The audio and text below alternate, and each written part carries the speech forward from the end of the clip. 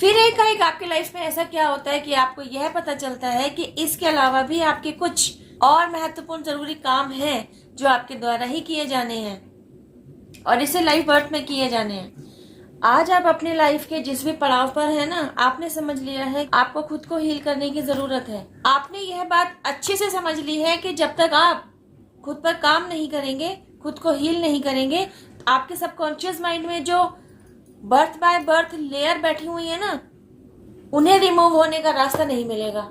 तो subconscious mind में बैठी हुई हर एक लेयर को हटाने का सटीक रास्ता है हीलिंग। चलिए समझ लेते हैं सबकॉन्शियस माइंड क्या है, कैसे काम करता है और किन लेयर्स के बारे में इस वीडियो पर बात की जा रही है। सबकॉन्शियस माइंड एक पावर हाउस की तरह है जहां सब कुछ इकट्ठा हो रखा है। जो आप पिछला कुछ कर आए हैं ना, वो भी, जो आज कर रहे हैं वो भी, और जो आगे होने वाला है या आगे आपके द्वारा किया जाने वाला है वो भी। सॉरी गाइज, मेरी आवाज ठीक नहीं आ रही है, मेरा गला खराब है, ये तो आप समझ ही पा रहे हैं। दिस वॉज द रीजन कि मैं वीडियोस नहीं बना पा रही थी। अब आप जब खुद पर काम करते हैं, खुद को हील करते हैं, तो आप अपने सबकॉन्शियस माइंड की सफाई भी कर पा रहे होते हैं, है ना। अब एक बार जब आपने अपने सबकॉन्शियस माइंड की सफाई कर दी, इसका मतलब आपने खुद को शून्य के स्थान तक पहुंचा दिया। मतलब आप अपने आप को शून्य की पोजीशन पर ले आए हो। गाइस, खुद को शून्य की पोजीशन तक ले आना, शून्यता को हासिल करना, it's a very huge process, it's not an easy task. फिर भी अगर आपने खुद पर काम किया है, एक्सट्रीम लेवल की मेहनत की है और आपने खुद को यहाँ तक पहुंचाया है, हेड्स ऑफ टू यू। लेकिन आपका काम बस यहीं तक नहीं था। आपका काम इतना कर देने भर से ही खत्म नहीं हो जाता, बल्कि आपके द्वारा किए जाने वाले काम की एक्चुअली शुरुआत अब होने जा रही है। क्योंकि पिछला जो कुछ भी आपके सबकॉन्शियस माइंड में इकट्ठा हो रखा था ना, उसकी वजह से तो आप अपनी प्रेजेंट लाइफ में कहीं ना कहीं स्टक हो रखे थे, आगे ही नहीं बढ़ पा रहे थे। जैसे ही वहां की सफाई हुई ना, वहां आपको स्पेस मिला, आपने शून्यता को हासिल किया, आपके आगे बढ़ने का रास्ता खुल गया।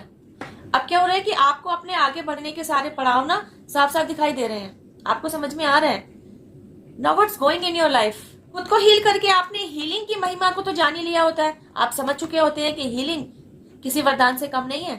तो आपने यह भी समझ लिया है कि इसी हीलिंग की जरूरत आपके उन एंसेस्टर्स को भी है जो अपने साथ कुछ बातें ले गए हैं। मतलब जो किसी के प्रति नाराजगी साथ ले गए हैं, अगर वे अपने टाइम में अगर वे किसी से गुस्सा थे, उस गुस्से को साथ ले गए हैं। मतलब दिल पर भारी बोझ साथ लेकर गए हैं। किसी से माफी मांगना चाहते थे लेकिन वक्त रहते मांग नहीं पाए, तो इस गिल्ट को साथ ले गए हैं। इतना ही नहीं, उन्होंने भी अपने ऊपर काम किया था, उन्होंने भी अपने सुकर्मों द्वारा कुछ पुण्य फल अर्जित किए थे, जिन्हें वे अपने आगे आने वाली पीढ़ी को देना चाहते थे लेकिन दे नहीं पाए।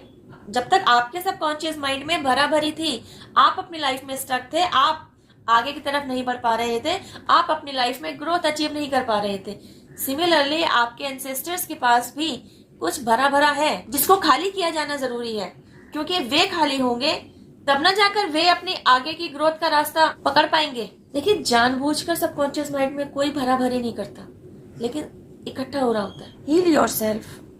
अब आपने खुद पर काम कर लिया, आपने खुद को हील कर लिया, तो आपके साथ क्या हो रहा है, आपका ना विजन क्लियर होने लग जाता है। आपको हर चीज की, हर सिचुएशन की क्लैरिटी मिलने लग जाती है। जैसे आपकी आंखों के आगे से ना पड़ी हुई धुंध छटने लगी हो, इस तरीके से विजन आपको क्लियरली दिखाई देने लग जाते हैं। इसी क्लैरिटी की वजह से आप समझ पाते हैं कि आपकी ब्लड लाइन में कहाँ कोई पेन है, तो आप इस पेन को रिलीज करने पर काम करते हैं और फाइनली इस पेन को रिलीज कर भी पाते हैं। इस सारी गुत्थी को समझ लेने के बाद फाइनली आप अपने एंसेस्टर्स को हीलिंग सेंड करना शुरू करते हैं। You know what, because of this healing वह रास्ता साफ होता है, वह रास्ता क्लियर होता है जो आपके एंसेस्टर्स के साथ आपको जोड़ रहा होता है। यही वह रास्ता है जिससे होकर के आपकी तरफ से हीलिंग आपके एंसेस्टर्स की तरफ जा रही होती है और आपके एंसेस्टर की तरफ से ब्लेसिंग्स आपकी तरफ आ रही होती हैं। इसी रास्ते में जो हर्डल्स थे ना, आपकी हीलिंग की वजह से उन हर्डल्स को हटाने में मदद मिलती है और इस काम को आपने किया होता है, क्योंकि आपके एंसेस्टर्स को यह पता चल चुका होता है कि उनकी ब्लड लाइन में आए हुए किस वंशज के द्वारा इस रास्ते पर पड़े हुए ब्लॉकेज को साफ किया गया है।